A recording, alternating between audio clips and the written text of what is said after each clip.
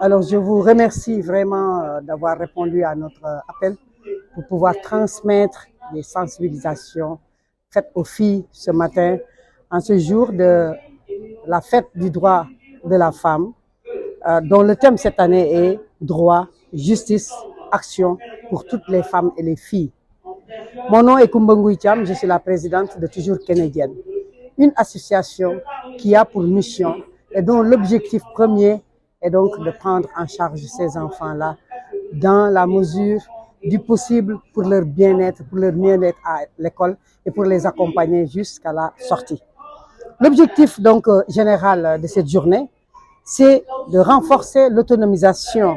et la conscience citoyenne des jeunes collégiennes, lycéennes à travers la promotion des droits, de la justice et de l'égalité. Comme vous l'avez vu, nous avons vu ensemble que les enfants sont très conscientes de leurs droits.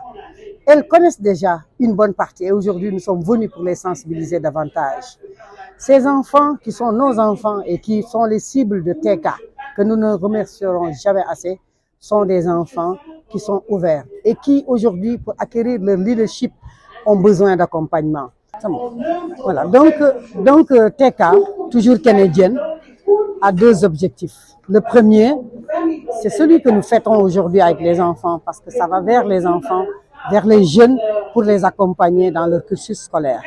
Mais le deuxième, je voudrais en profiter, c'est nous-mêmes, ce sont les adultes, ce sont les femmes que nous sommes. Et aujourd'hui, je profite de cette audience pour lancer un appel, faire participer au plaidoyer pour l'autorité parentale. Il est temps que l'autorité parentale revienne à la femme. On le dit, on le crie partout, mais nous avons l'impression de crier dans le vide. L'autre, c'est la pension de retraite à reverser aux enfants. Nous avons travaillé comme les hommes, nous avons cotisé comme les hommes. Pourquoi cet argent est, je ne sais pas, versé dans le compte de pertes et profits, comme on dit, dans les banques? Donc, le plaidoyer va vers nous, vers les tenants du pouvoir, pour leur demander de légitimer, de légiférer pour l'autorité parentale et pour la pension à verser à nos enfants. li ma wax waaw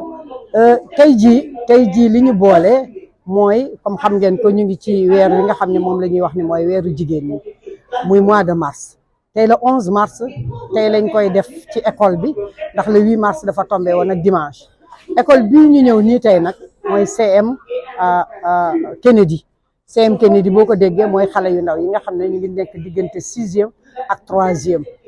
association bi nga xam ne mooy Toujours Canadienne nag nga xam ne dafa regroupé téeméeri jigéen ñoo xam ne presque ñu ci bari retraité nañu am na ñoo xam ne ñu ngi nekk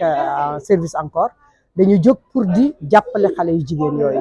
pour di leen gunge pour di leen jàppale pour seen njàng mii nga xam ne ci la ñu nekk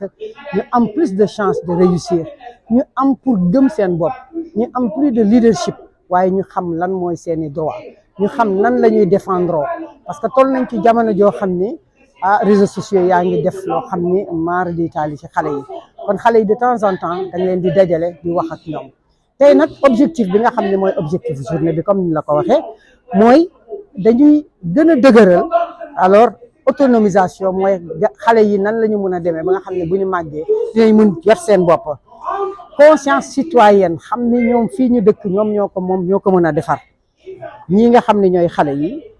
ñii di citoyenne yi di collégiennes yi di plutôt waa lycéenne donc ñu promouvoir droit justice ak égalité yoon ak li nga xam ne mooy